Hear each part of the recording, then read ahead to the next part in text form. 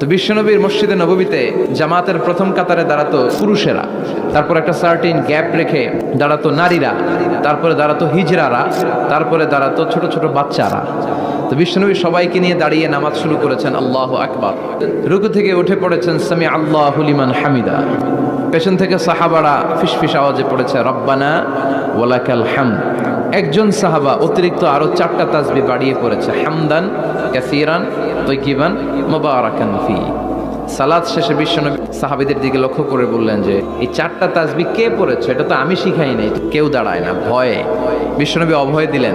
একজন দাঁড়িয়ে বলল, ইয়া রাসূলুল্লাহ, আমি আল্লাহর তাসবিহ কম কম পড়লে আমার পোষায় না, আমার পড়তে মনে চাই বেশি বেশি, এজন্য আমি নিজ থেকে 4টা তাসবিহ বানিয়ে পড়েছি। বিশ্বনবী বললেন, ভয় পেও না, তোমার এই 4টা তাসবিহর যে সওয়াব হয়েছে, এই সওয়াবটা 30 জনেরও বেশি ফেরেশতা কে কার আগে আল্লাহর আরশে পৌঁছে দিবে এ নিয়ে আকাশে প্রতিযোগিতা করছিল।